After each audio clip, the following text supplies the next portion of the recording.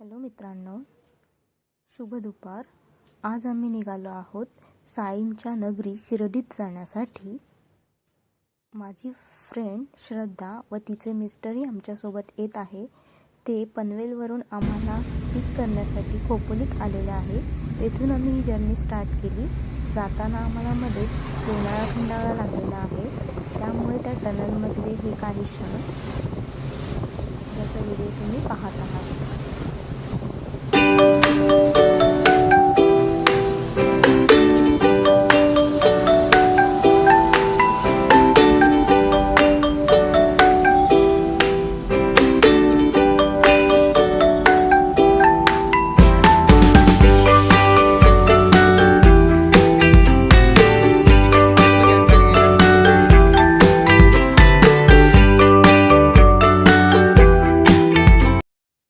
मित्रांनो, खोपोलीवरून आम्ही जो 6 वाजता निघालेलो।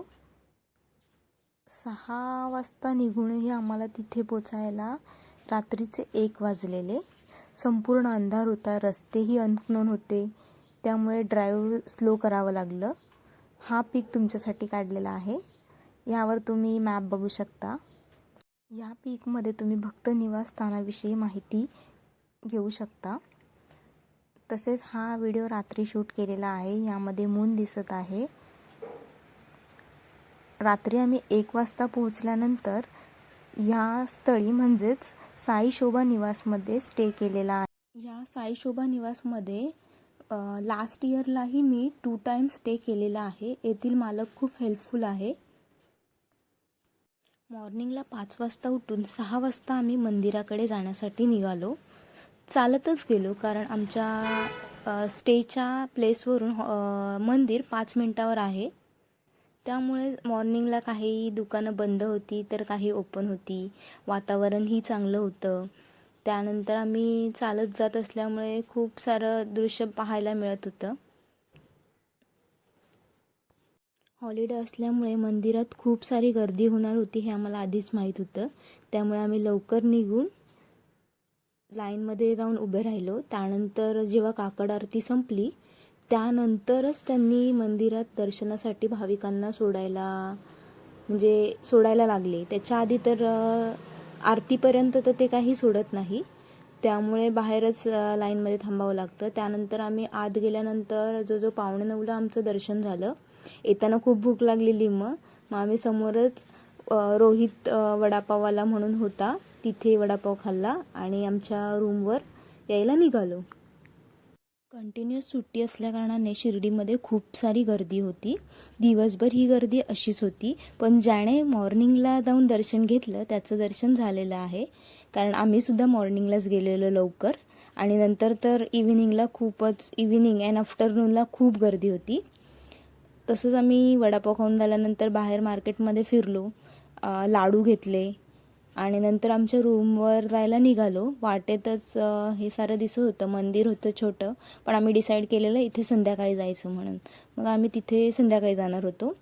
मग आमच्या रूमकडे जायला निघालो। मग रूममध्ये गेल्यानंतर आम्ही थोडा आराम केला। नंतर मग चेंज वगैरे करून असं डिसाईड केलं की प्रसादालयामध्ये जाऊन महाभोजन असतं शिर्डीमध्ये, त्याचे कुपनही असतात, पण ते फ्री ऑफ कॉस्ट असतात। तर आम्ही डिसाईड केलं की तिथे जाऊन आपण आपला लंच करूया। मग आम्ही निघालो भोजनालयात जाण्यासाठी। आणि मग जाता तर रस्त्यामध्ये खूप सारे फोटो क्लिक केले।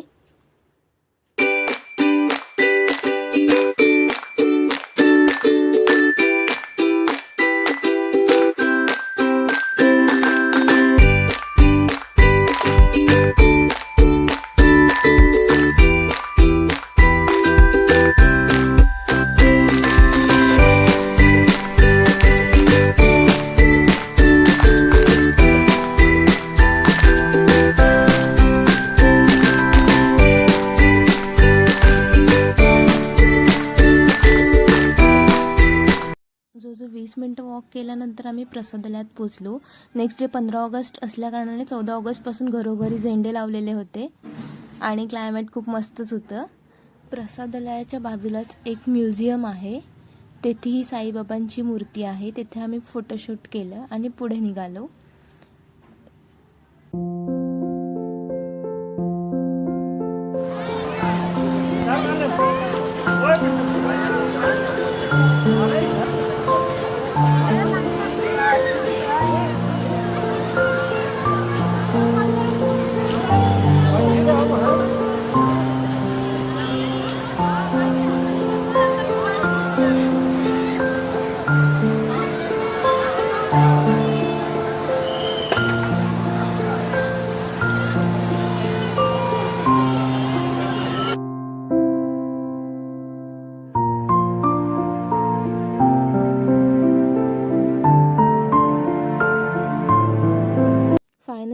आम्ही भोजनासाठी 4 जणांचे कूपन काढले. कूपन काढल्यानंतर येथे 2 पर्सन बसलेले होते, त्यांच्याकडे कूपन सबमिट करावं लागतं आणि मगच आतमध्ये एंट्री मिळते. आतमध्ये गेल्यानंतर ते लोक लाईननी बसवतात, म्हणजे ते जिथे सांगतील तिथे आपल्याला बसावं लागतं. ते तुम्ही पाहू शकता व्हिडिओमध्ये. तर आम्हाला स्वीट डिशमध्ये शिराही मिळाला. काही लोक तर जेवून उठूनही गेलेले, त्यामुळे त्यांना शिरा मिळाला नाही आणि मला आधीपासूनच असं माहीत होतं की मला शिरा खायचा आहे, त्यामुळे शिराही मिळाला. आणि तो मस्तही असतो, एकदम साजूक तुपातला असतो आणि खायला एकदम टेस्टी असतो. सो मला खूप आवडतो.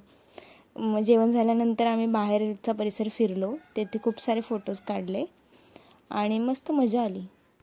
माझे पंढरपूर साई बाबा रमावर, साई बाबा रमावर, साई बाबा रमावर.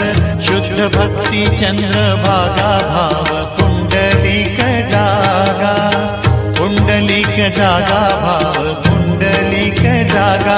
याहो याहो अवघे जन, करा बाबाशी वंदन, बाबाशी वंदन.